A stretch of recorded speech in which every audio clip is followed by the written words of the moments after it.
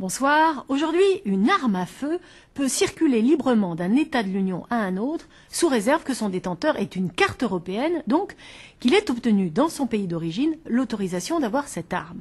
C'est une directive qui a permis cela il y a 16 ans, au nom du principe de libre circulation des marchandises.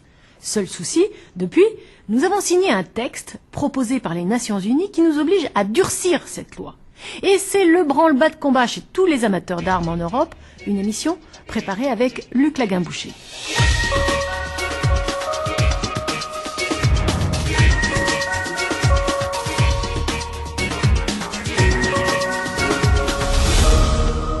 C'est la Finlande qui a la législation la moins stricte vis-à-vis de la détention des armes à feu en Europe, et bien sûr, c'est là qu'on en trouve le plus. Si on y touchait, c'est tout le pays qui se révolterait, du sportif au collectionneur. Un incroyable arsenal. Le propriétaire de cette collection, Heikki Pohjolainen, a réuni dans cette salle un spécimen de la plupart des armes de guerre utilisées depuis la fin du XVIIIe siècle à aujourd'hui. Ici, le fusil d'assaut des Britanniques en Irak, là des mitraillettes, des armes anti-aériennes ou anti-chars, ailleurs des lance-flammes, le tout en parfait état de marche. Nous faisons cette collection le mieux possible. Il y a des armes qui viennent de partout, parce que nous savons que c'est interdit de les collectionner dans la majeure partie des pays du monde. Et je trouve que c'est une honte de détruire cette histoire comme cela se fait un peu partout. Heikki Pohjolainen est l'un des rares collectionneurs finlandais autorisés par le ministère de l'Intérieur à conserver toutes sortes d'armes de guerre. C'est évidemment interdit pour le Finlandais moyen, même si dans ce pays, chacun est libre de détenir une ou plusieurs armes. Il y a ainsi en Finlande 300 000 chasseurs et 35 000 tireurs de compétition. Timo Laitinen est l'un d'eux, plusieurs fois médaillé aux championnats du monde et d'Europe de skateball trap.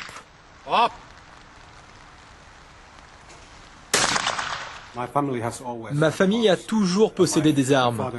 Mon père est chasseur et tireur sportif. J'ai donc eu un contact avec les armes à feu depuis que je suis très jeune. Un pays surarmé et pourtant bien tranquille. Très respectueux de la loi, le Finlandais est aussi trop amoureux de ses armes pour se faire remarquer par la police. Ce qu'on essaie de faire, c'est de contrôler les personnes en règle avec leur licence pour éviter tout problème.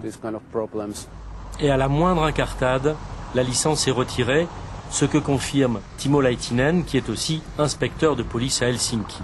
La Finlande, drôle de pays où jamais personne n'a tiré sur un policier et où le nombre d'homicides par arme à feu dépasse rarement la quinzaine par an.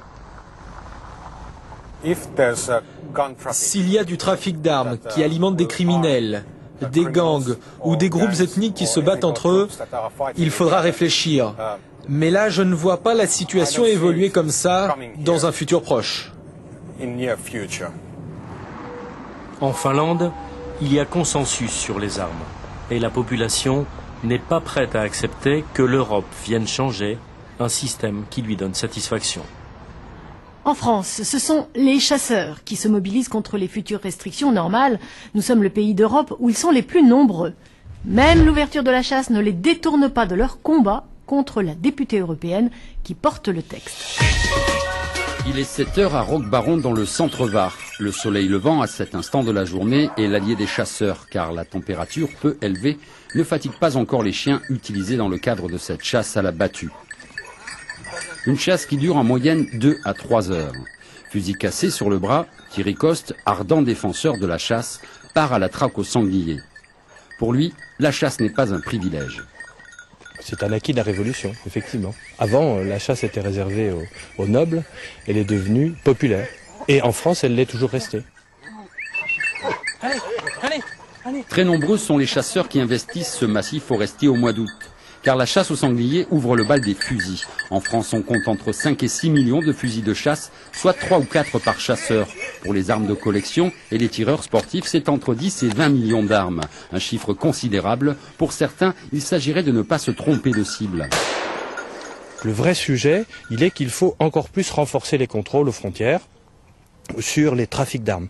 Mais cette députée, très idéologue et très anti-armes, a voulu en faire un instrument pour restreindre les détenteurs légaux d'armes à feu. Alors que les détenteurs légaux, en France c'est le cas, on est déjà extraordinairement contraints.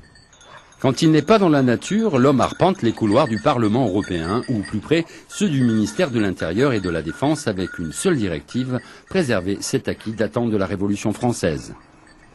Même les collectionneurs d'armes montent au créneau et pourtant ils subissent déjà beaucoup de restrictions car les armes les plus récentes leur sont interdites. Destination le Portugal, chez le plus grand collectionneur d'Europe. La tour de Belém, édifiée en 1515 sur les bords du Tage. Vasco de Gama vient de découvrir les Indes en 1498. Pedro Alvarez Cabral le Brésil en 1500, c'est l'âge d'or du Portugal. À une trentaine de kilomètres de Lisbonne, un homme collectionne précieusement les outils qui ont façonné cette histoire. Cet homme, c'est Rainer Deinhardt, digne héritier d'une famille prussienne installée au Portugal depuis 1706. Sa passion, les armes. Chez lui, c'est mieux qu'au musée. Il en possède plus de 1000, toutes sont exceptionnelles. Le duc de Schomberg était maréchal de France, maréchal d'Angleterre, et il a, avec cette épée, écrit l'histoire de l'Europe, parce qu'il a reconquis l'indépendance de Portugal. Tous ces fusils ont appartenu à des rois du Portugal.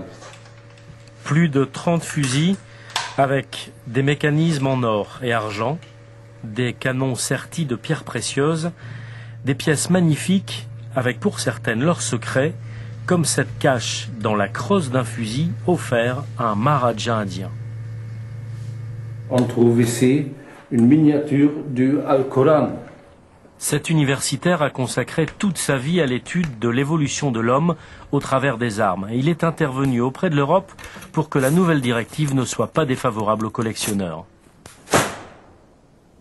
La modification, c'est importante parce que par la première fois, on fait une différence entre les armes anciennes, qui sont des bijoux, qui sont des objets avec lesquels on a écrit d'histoire, qui ne sont pas les armes pour tuer, hein, et les armes modernes. Les armes modernes pouvant être étudiées aussi, collectionnées aussi, mais avec des limitations.